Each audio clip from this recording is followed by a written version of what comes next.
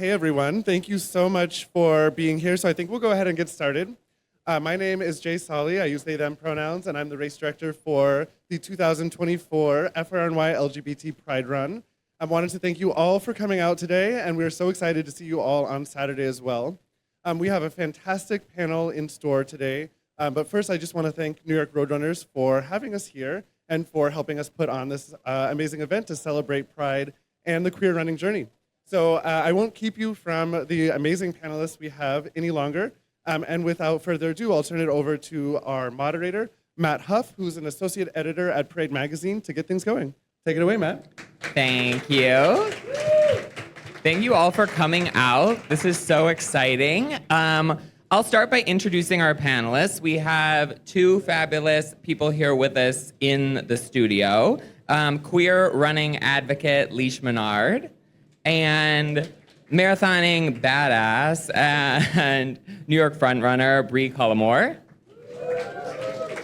And joining us from a cozy cabin in California / a rainbow backdrop, we have professional ultramarathoner Ryan Montgomery. Hello. And I guess to start, let's just go around and say our pronouns, how we identify as a member of the queer community, and then also what your favorite running distance is, because we are talking about running as well. My pronouns are he, him. I'm gay, obviously. And I love marathon running because I'm a glutton for punishment of all kinds. Ryan, do you want to go? Sure. Name, Ryan Montgomery. My pronouns are he, they. Identify as a queer person. And in terms of like a performance point of view, I performed the best in the 100-mile distance. But this year I ran the Boston Marathon and it was so much fun. So I don't know, I might have like a new marathon era in me after that. Brie, you want to go? Yeah. Brie Cullimore, she, her. I identify as queer. I would say my favorite distance is probably the marathon. However, kind of opposite of Ryan, I did my first ultra this year. I did 62 miles. And I like being able to eat regular food when I run. So I think I might be going up in distance. So we'll see. And Leash? Hi, I'm Leash. My pronouns are they, them. I am queer and non-binary trans. I am a big lover of marathons, but my heart, it calls to the ultra marathons. I'm trying to break into them. The food is appealing, I'm not gonna lie. Pastries. Pastries, potatoes, yeah.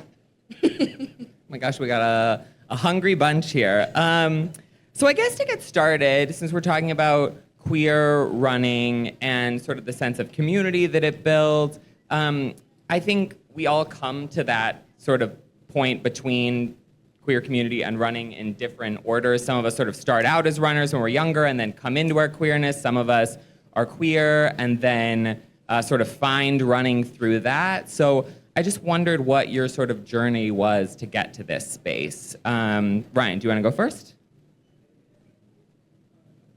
Yes. Sorry, is your question more of just like the general space of queerness in my sport? Well, more of like your personal sort of journey of sort of uncovering how those two connect, I guess. You know, one thing that is really unique about, ultra running and trail running in particular is that I spend a lot of time out in nature, in the woods. And I think for me, running has been foundational for me to explore my queerness and to be able to peel that onion of who is Ryan and what does queer mean to me. And when I run outside every day, I'm constantly obsessed with look at that tree, look at that bird, look at that grass.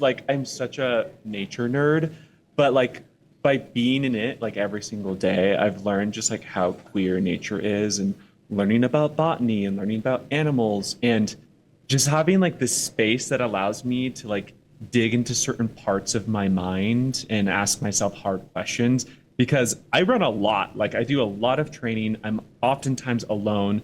And so it's been a perfect situation for me to really like stew with these thoughts and ask myself these questions about how do I identify? Do I like that? Do I not like that?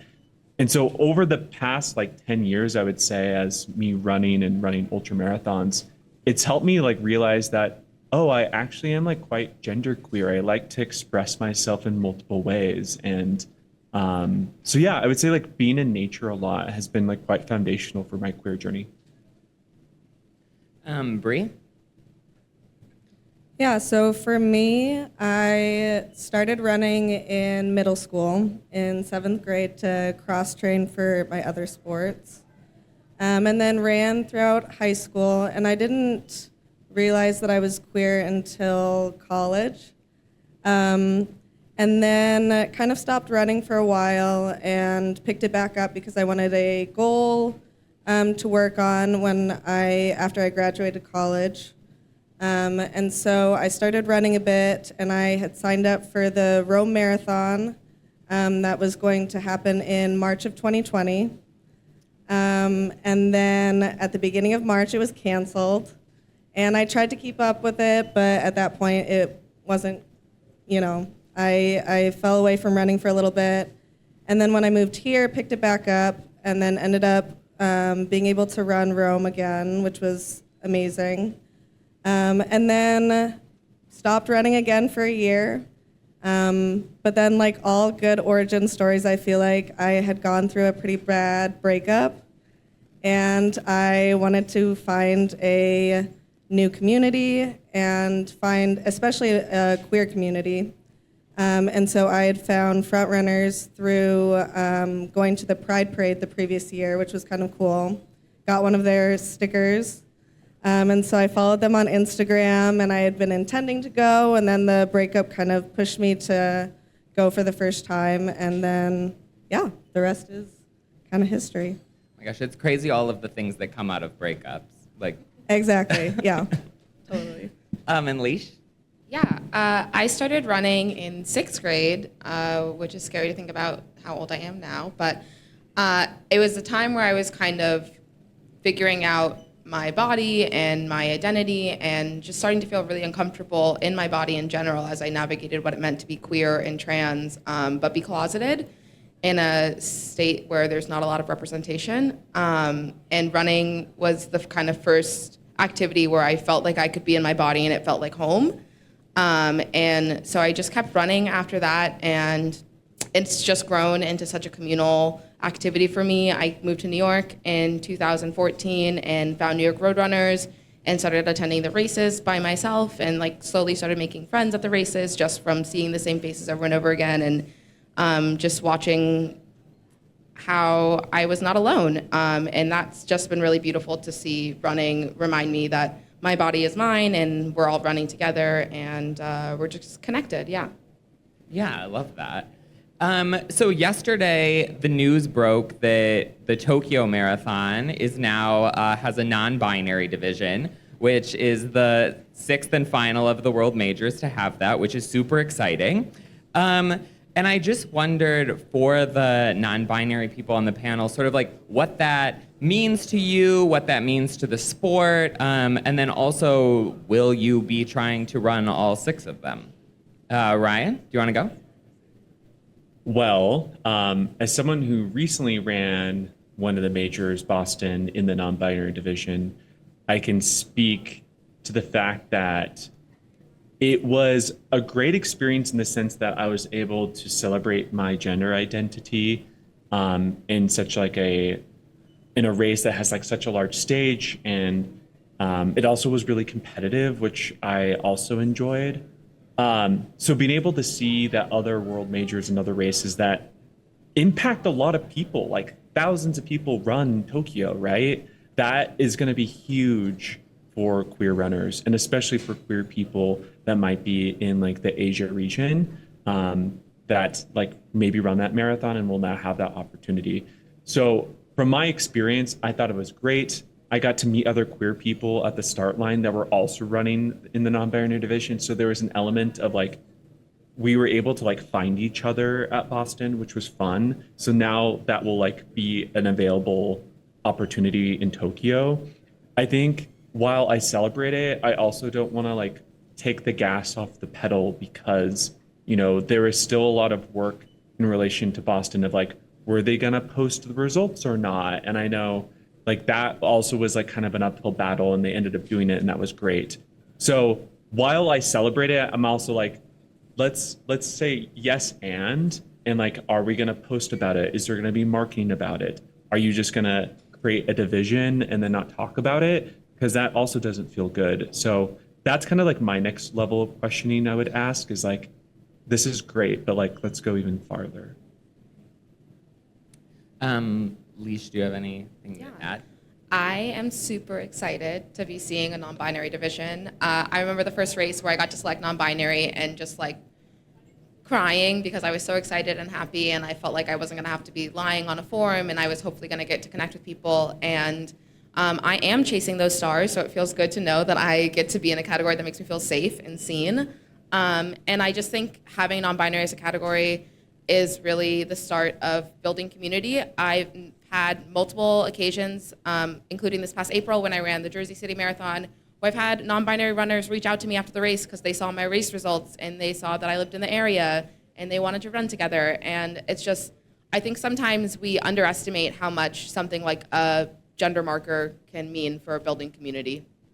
Yeah, I was going to ask you, since New York Roadrunners obviously has a non-binary division, what has that experience been like with those races, and what's the sense of community that comes with that? Yeah, I think it's been really huge. I think that, I mean, I'm very lucky to be involved with a couple of queer running organizations. There's Brooklyn Queer Run Club, and there's also Dykes That Run, that's just formed up in Brooklyn, Lower Manhattan.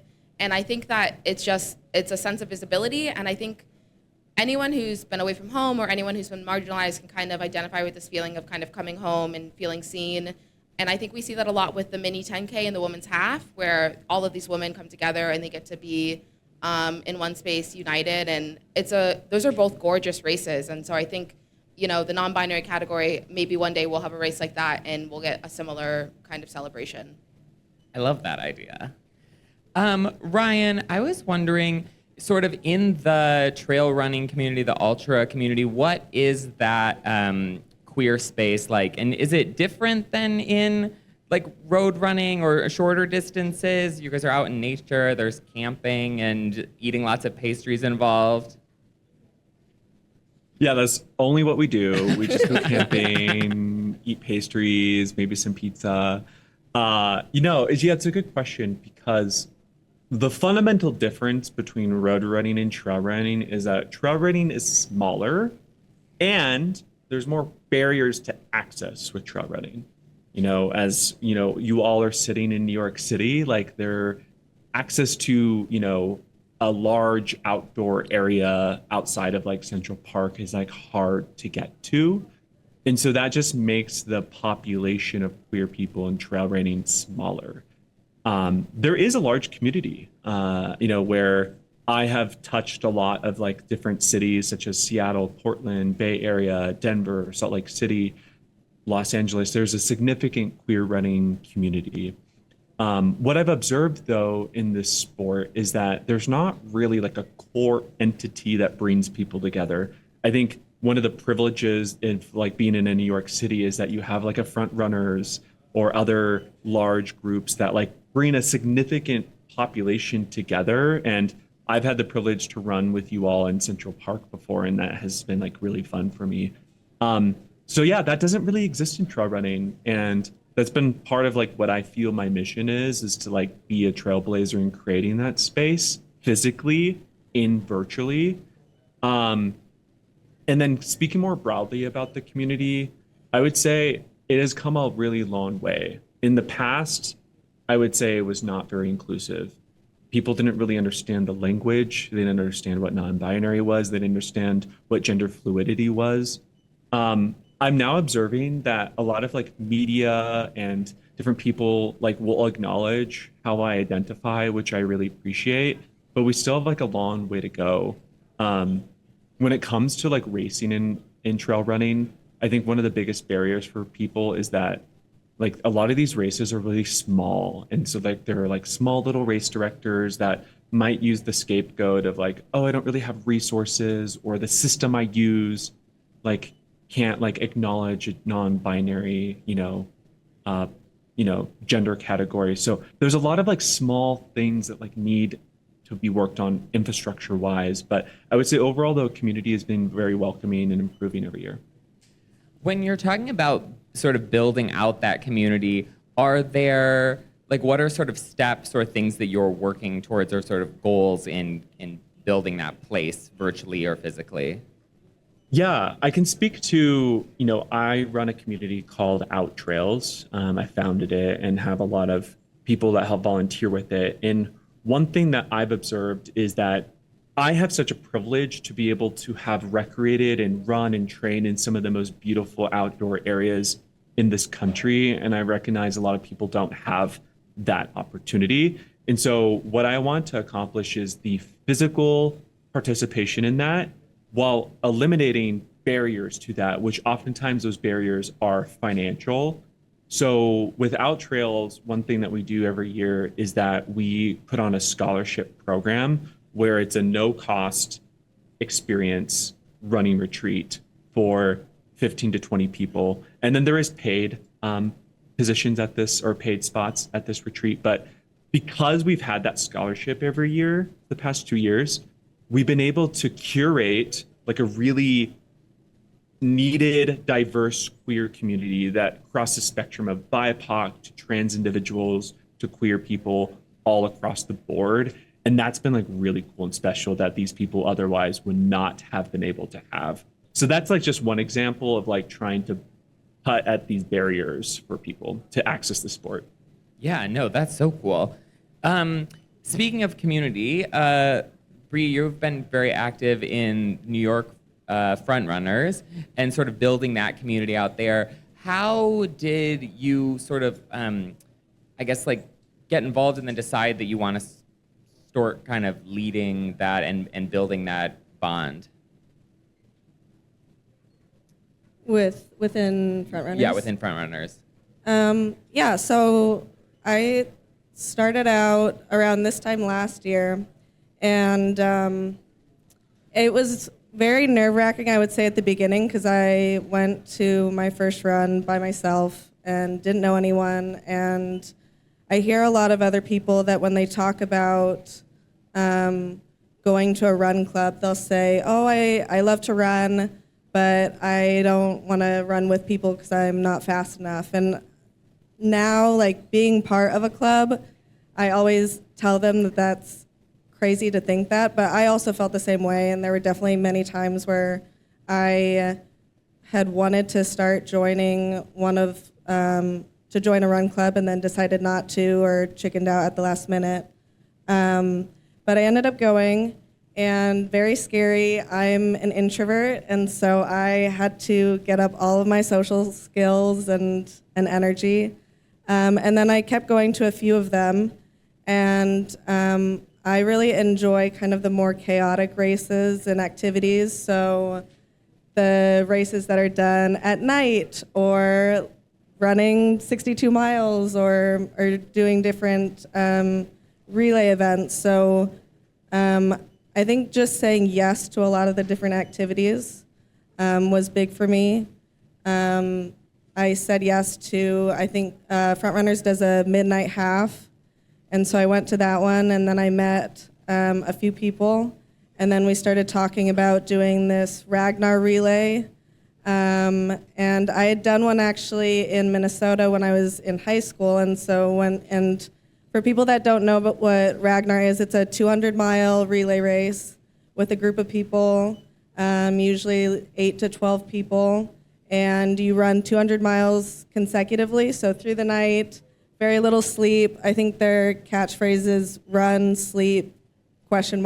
Eat, repeat. And then because of Ragnar, I ended up meeting a group of women that I ran with, and now they've become they have become my best friends. A lot of them are here. So it's been really special to be able to kind of talking about being with a queer community.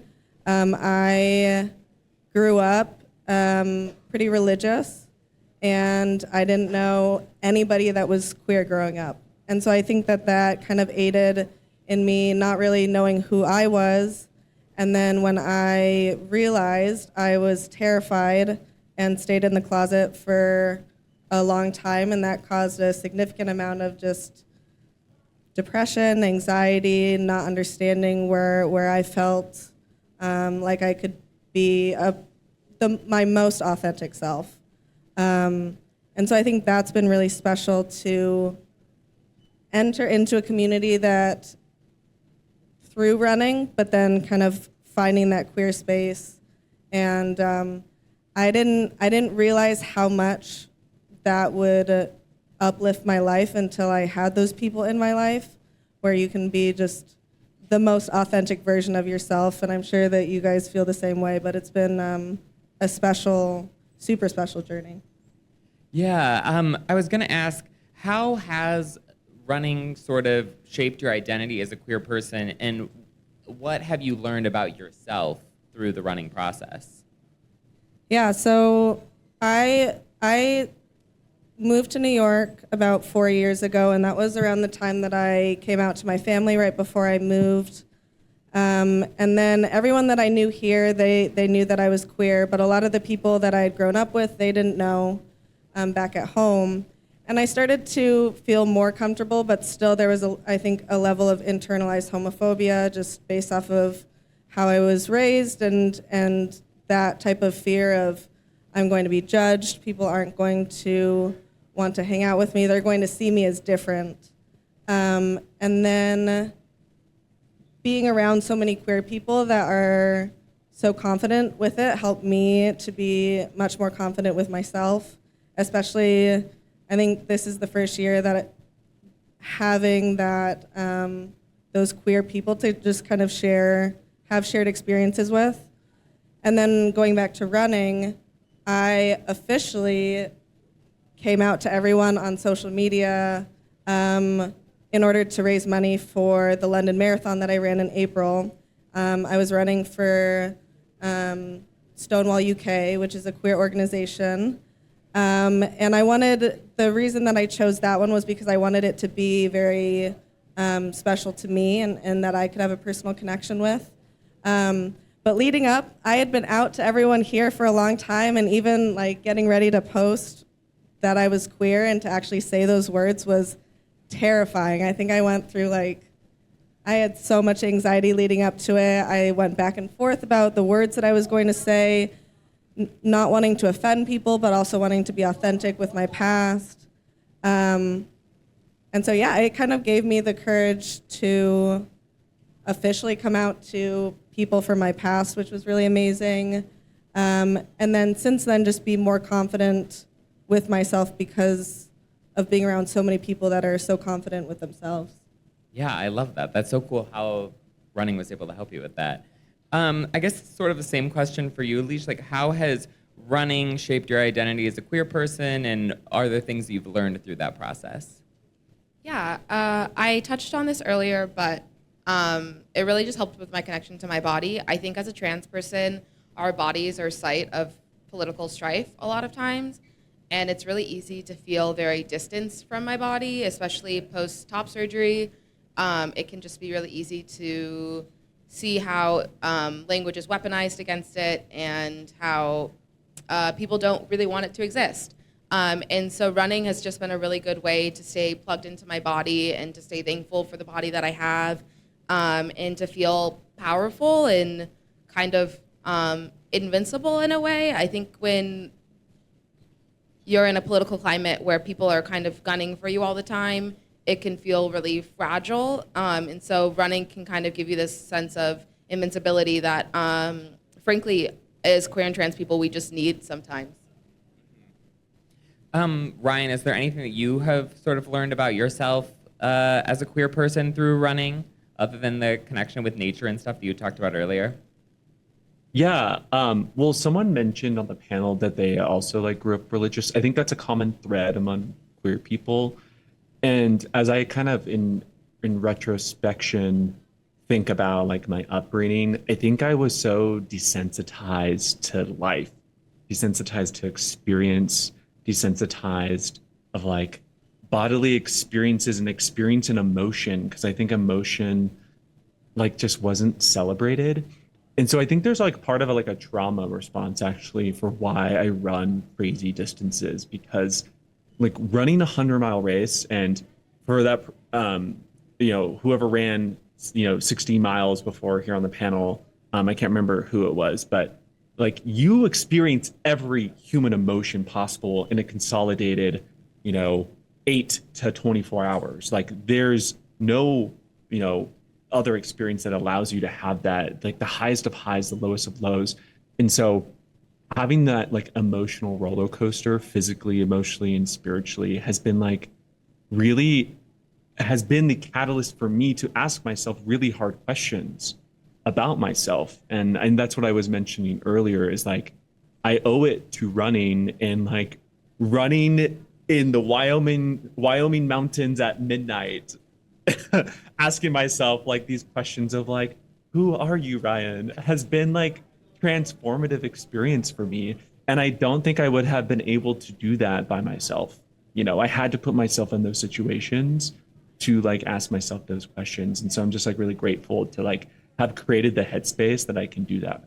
So Yeah, so this is a question for all three of you, but how do you signify that you're queer while you're running? Do you wear certain things? And is that something that's important to you or not? I guess, like, what is your sort of relationship with letting other people know that you're queer while you're running? Do you want to go first? Yeah. I think that it really depends on where I am. I think that sometimes it can feel like a safety issue, honestly, which is kind of unfortunate. But when we're in spaces like the New York Roadrunners and Frontrunners Pride Run, like I definitely every year get really excited about making my outfit. This year, a couple of friends and I are doing matching outfits. I'm very excited. And so taking those chances where it's safe to be visible, to be very visible in like the colors that are special to my identity, whether that's queer or being trans or non-binary. And then also because I've had top surgery, I think my visibility being queer and trans is always a little visible, especially a lot of running clothes in the summer are very small and tight, which it's hot. So I think that kind of visibility is always there. But yeah. Bree? Yeah, I think in the past I was more afraid to be more open about my queerness, and I think upon reflecting that I feel like I have a lot of privilege, and so trying to figure out the best way that I can use that privilege to help other people in the community. After learning about other people's stories and realizing, not realizing up until more recently that I have friends that feel unsafe in certain spaces, and so reflecting on my own life, and that I've, outside of being a woman, not necessarily having to feel that about my sexuality, because I can kind of toy the line and people don't necessarily know. So I've been more conscious about being open about my queerness, and I think before being more afraid, but now being really excited and wearing fun shirts, that are very lesbian, or saying, to kiss more girls and to do that type of thing. So, yeah. Love that. Ryan? yeah, so if I'm gonna speak to just like trail running and ultra running, it is a very homogenous community and it's very straight. So, echoing the other panelists here, I think just like the signaling, like visual cues of like queerness is like really important. I know it sounds very basic, like a pride flag, pretty basic stuff. But when you're in like a sea of just like, people that you don't know where they're on the spectrum of their opinions, it is like could be a potentially like unsafe situation. Like I have felt unsafe in many situations, and so I do my best to like bring those elements to when I race. The race that I'm doing this Saturday that I did last year, there was like so much gay paraphernalia. It was so fun. Like there were so many pride flags at like these aid stations when they come through. And it was fun to see people like embrace that. And I see that as my role is to like bring that to this community. So I do my best to like bring pride paraphernalia stuff there. And then the other part of the question I would say is like in my presence as like a person and as an athlete, I'm a true introvert, but I can show up as an extrovert. And so I really try to bring it into conversation. So if I'm working with a partner, if I'm doing like an article or I'm being interviewed, like I always trying to bring it up in conversation because I think it's important to talk about and it's important to me. So I just always like try to make it top of mind for me. Like, how can I wedge my identity? How can I wedge the queer agenda in everything I do? So that's just kind of like how I view my responsibility, I guess. Yeah. So I have a couple more questions for the panelists, but also we'll be taking questions from the audience at the end. So if you guys want to be mulling those over the next couple of minutes, that'd be great. But I guess, Ryan, you sort of touched on this a little bit earlier, but what is your kind of vision for where queer running is going in the future? Like, what are things that you want to see in the space, like maybe within the next 10 years, but also further out than that, of changes to races or communities, or just sort of where you want this to go?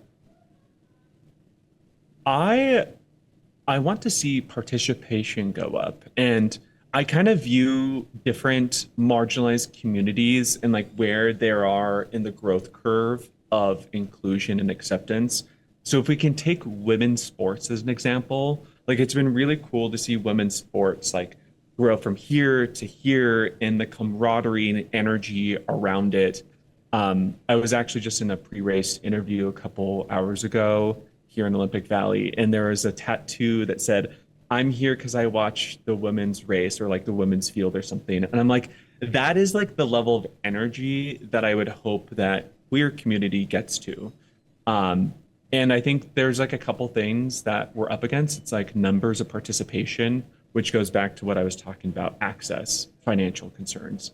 So I think just like the more participation we can get of queer people that want to represent their identities, the more that this is in conversation, the more there's momentum. And, the more like, for example, the non-binary category doesn't become like a third gender category. It just is a category. It's just like a matter of fact.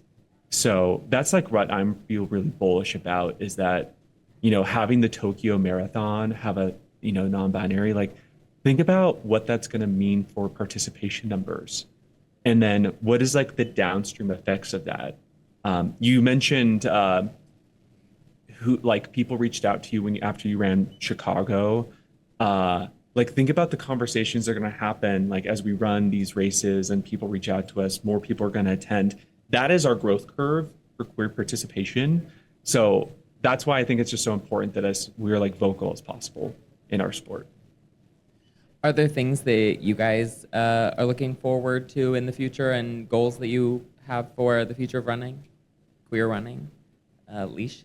Yeah, I'm a researcher. I do research with the National Center for Transgender Equality, as well as I do some pro bono work for Queer Running Society. And the existing research suggests that sports are really good for mental health and physical health.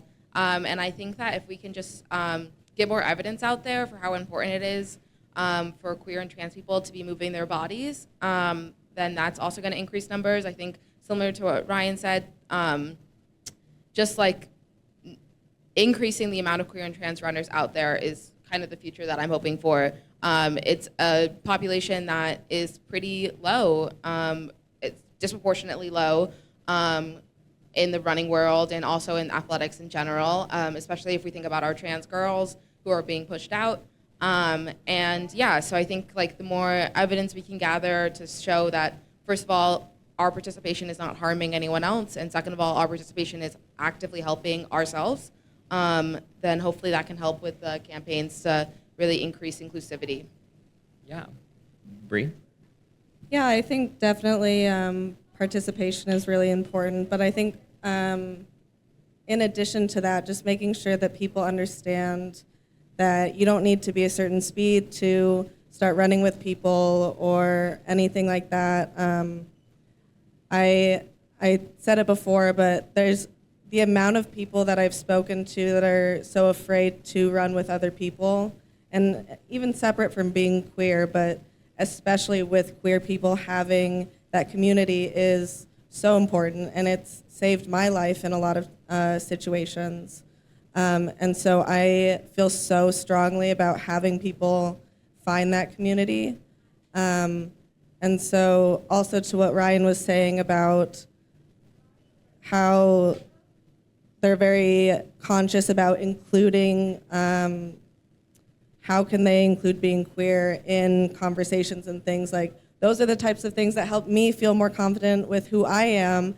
And now I'm trying to do my part to then help other people. And so I think it just ends up becoming a bigger cycle of helping people feel comfortable with themselves, building the community. And yeah, I think also a lot of people don't realize the impact that they might have on that one person.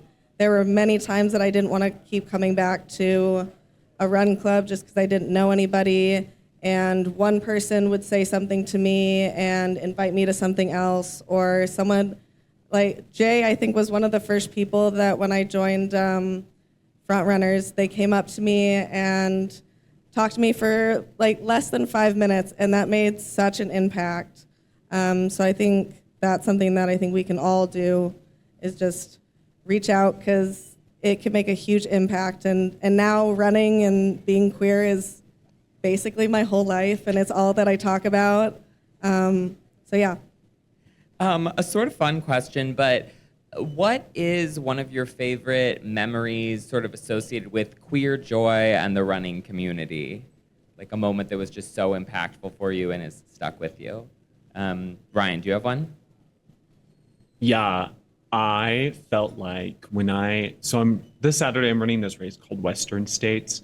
It is, I would say, in the world of like 100-mile trail running in North America, it's like the equivalent of like the Super Bowl in terms of importance. And you like run 100 miles and you hit this track, a 400-meter track in Auburn, California, and you run 300 meters through like a tunnel of cheering, and you hit like the finish line. And there were so many pride flags like waving, and I grabbed a pride flag and I like waved it as I like finished the track. I actually have the video. Could we watch it so I can show you all? I think I have it pulled up. Sure. I don't know how to do this technically, but would love. I work just like this. Oh, Can you see it behind you? yes. Okay, this is okay. Because I want to like, I think reliving this and like showcasing to you would be like really fun. Yes, I love this. What an all-time performance. And having missed this race twice before due to injury, due to conflict, Have yourself a day. Ada. Woo! So this was like such a fun moment for me to like be celebrated, to embrace the All queerness. smiles. Also, if you're looking, yes, I did have a bloody nipple. That's probably the most embarrassing moment in my running career at the same time. But yeah, that's probably my favorite moment in my running career so far. Oh my gosh, I love that. And thank you for having that video just like ready to go. Very impressive. Did either of you bring videos with you? I do not have one in my back pocket. But do you have a moment or a memory to share? Yeah. So my Ragnar team, we've done 2 Ragnar relay races. And the first time, so we call ourselves the U-Haulers, off of the lesbian stereotype. And the first year that we did it, we had our van, not a U-Hauler, unfortunately, but we had a bunch of phrases and things on the van, and no one really said anything. We saw a few people that even had U-Hauler shirts, and we went up to them and we're like, oh my God, that's so cool. Like, do you know what that means? And it was not in the way that we were thinking it was. They were purely using it as like a moving vehicle instead of any other stereotype. So that was the first year. And then we did one more recently, and we put Again, a bunch of queer phrases, and we're just went all out with our decorations. And for whatever reason, I don't know if it was the location or the last few months or something, but it seemed like everyone was gay that was running at First Fall, and that's, again, that's assuming a lot of things. But people were coming up and taking pictures of our van. I think we had honk if you're gay, and the amount of honks that we got was amazing. So it felt very cool to be able to be in a space that everyone was so excited for queer people. Leash, do you have one? Yeah, well, shout out to New York Roadrunners, because one of my favorite queer running experiences every year is the race. I hope everyone's coming on Saturday. I remember so distinctly last year seeing someone who had had top surgery and they were shirtless, and I just remember thinking like, oh my God, that could be me. Like I could take my shirt off and I can run, and I'll be like accepted, and my community's here. And yeah, it was just a really beautiful moment, and I was all decked out in my rainbows and ribbons and everything, and it was just really fun. So thank you, New York Roadrunners and Front Runners, for hosting that every year. Yes, a plug for the Pride Run. And so then my last question for the three of you before I turn this over to the audience is just what advice would you have for queer runners, queer people who are trying to sort of like get into the running space? They're looking for community. How do they sort of find that? Do you want to go first, Leash? Yeah, I guess my advice would be to just keep running. I think it's really easy to, like you said, like feel like you're not fast enough, or you haven't found your community yet, so you shouldn't run, and it can be scary to run alone. But every mile that you run is like 1 mile closer to finding your running community, hopefully your queer running community. So yeah, just keep running. Bree? Yeah, I would say that, and join a run club, and even if you don't meet anybody the first time, go the second time, go a few more times, and I'm sure that there's going to be someone that you're going to meet that can potentially change the trajectory of your life. Not to be dramatic, but it does have the potential to do that. So. No, for sure. Ryan? I would say there's actually a lot of resources out there, but it's hard to find it. So, like, use us as a resource. An example is like I had a friend just moved to LA, and he was trying to find a run club, and so I just like was Googling, and then I found some open access Google sheet with like 100 run clubs. So like, there's a lot of resources out there. And then I would say secondly too is if you're someone who gets like large group anxiety, that's also me, like showing up to Central Park at, front runners can be overwhelming. There's a lot of people. You don't need to meet everyone. You just need to meet one person that you like really vibe with. And so just focus on meeting a couple people, like I would say. And what you need is just like a solid go-to person that you can confide in. And that is community, one person, so just focus on that. Are there any other resources that you want to sort of plug? You said that there's a bunch. Like queer community resources? Yeah. Anything specific?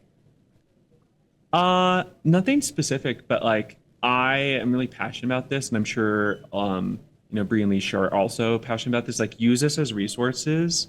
Like, I want to route you if I can to someone, so I can't always guarantee I have an answer, but I want to be a resource to you if that's helpful. So awesome. Thank you. Yeah. Okay, to the audience, does anybody have a question for the panelists? Yes, down here, and we have a mic coming. We have a lovely runner doing a shuffle. Runner shuffle, long run day. Yeah. You mentioned that trans girls are pushed out. How are they pushed out? I don't know if people are keeping track of the news, but there's just like a lot of legislation right now that's trying to bar trans women from participating in sports. A lot of it's at the youth level, but also at the more professional level. And it's also happening to non-binary runners, like Cal. People are familiar with Cal, who's a professional runner. there was some contention around Cal running in some races as a non-binary runner this past season.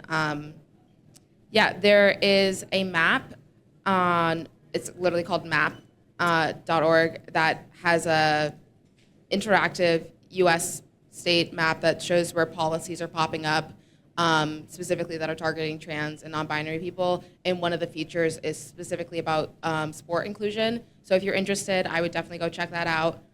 They're really great advocates in general, and it's a good way to keep up with policy, especially since policy is happening so quickly these days. Yeah. If people want to sort of like get more involved, is there a way that they can do that beyond just like sort of staying informed? Yeah, I mean, there are a ton of local organizations that are doing the good fight. If people like broader, more national level, there's like ACLUs and a lot of city hubs. There's also smaller nonprofits that also have national reach, like Glisten and Trevor, that are doing sports inclusion for trans and non-binary athletes. And then there are smaller things popping up all the time, like Ryan's organization, Out Trails, and like Queer Running Society. I think our emails are linked on the thing. So if anyone has any questions, I'm happy to connect them to resources. Great. Any other questions from the audience? Way in the back.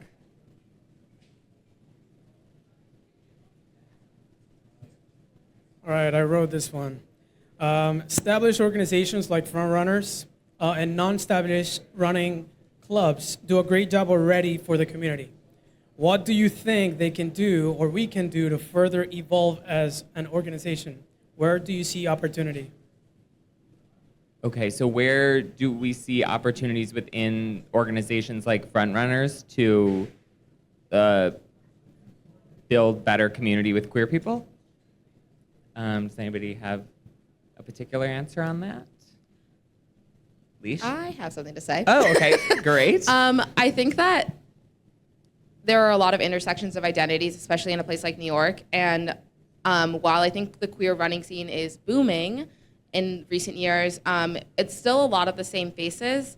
I think that like white cis men are really prominent in the queer running society, community, and you'd see a lot less of like Black trans women or Black non-binary runners, Latina trans women. And so I think like the more we can make these spaces culturally competent for a variety of LGBTQ runners, not just the LGBT runners that we think of when we think of front runners, which they have way more runners than just cis white men. I'm not saying that, but I think the faces that we see a lot of the time can be that. And so kind of expanding our imaginations almost and just making things more culturally competent for a variety of identities.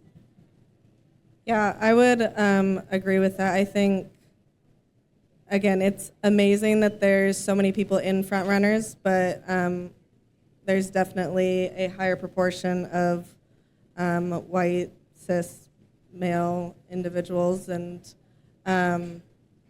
sometimes I've heard from other people that a woman might go to front runners, but there are no other women there, and sometimes it's just more difficult to start up a conversation with someone. So I would love to see Frontrunners and other organizations do more to get those other different intersectionalities involved, because I think that that's important also for the future and for getting more people to show up in general if they're seeing people in pictures and things that feel more like them, just to at least get their foot in the door. Are there specific things that you think Frontrunners or other organizations could be doing to draw in those communities? I think location's a big one. I live uptown. Let's go uptown. And there isn't really a queer run club uptown. And uptown's predominantly people of color. Frontrunners meets in the park, which is beautiful, but it's a commute. So I think like the more we can expand locations for our runs, whether that's Frontrunners or New York Road Runners, I think that would really help with participation. If I can share some yeah. thought here is, it would be really cool to see, collaboration between run communities. Like, I think Front Runners has done this, but like, who's to say like Front Runners and like Harlem Run Club, or I think that is a group up in Harlem, but I know I'm pretty good friends with like Allison Desir, and she has like an amazing like impact on like the Black running community in Harlem because she's like from there. So like, who's to say like there can't be like a collab that like intersects these two worlds? Like, seeing that type of partnership would be really cool to see. Any other questions? Yes, we have another one. And this is the last one because we are running out of time. So you all talked a lot about like the importance of community, and I would really love to hear, maybe you could share like one person or a couple of people who have played a really important role in making you feel belonging and comfortable in the community that you're in. Awesome, I love that. Brian, did you hear that question?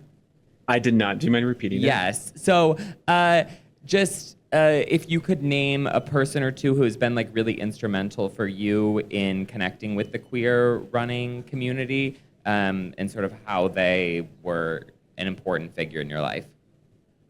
So like a figure who's helped me in like my queer identity.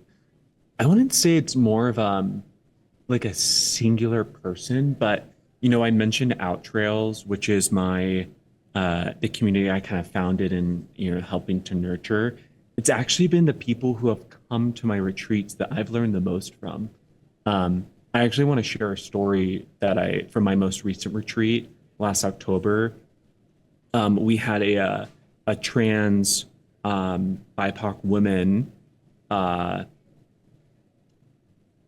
to this running retreat and sat down with her with her at this dinner, and she got to just tell me her story and like how she shows up in the running space. And she told me the story about how she loves to run, she loves to be competitive, and she likes to race a lot, but every single race she comes to, she has a binder full of all of her medical records, everything to document that she has been on hormone therapy for X amount of months. And she was just sharing this story, and she was like choking up to me. And I was like, I can't imagine the anxiety and pressure and like lack of acceptance that you must feel at every single race. Like, it is those people that like those experiences I've had that like have taught me so much about like the intersection of like trans people and running and like what they experience. And so that's just like one example of like 20 that I've had over the past year where I've like been able to understand like what the unique communities of like queer culture experience in running. So I was like really grateful for that. Are there people who are instrumental in your queer running journeys?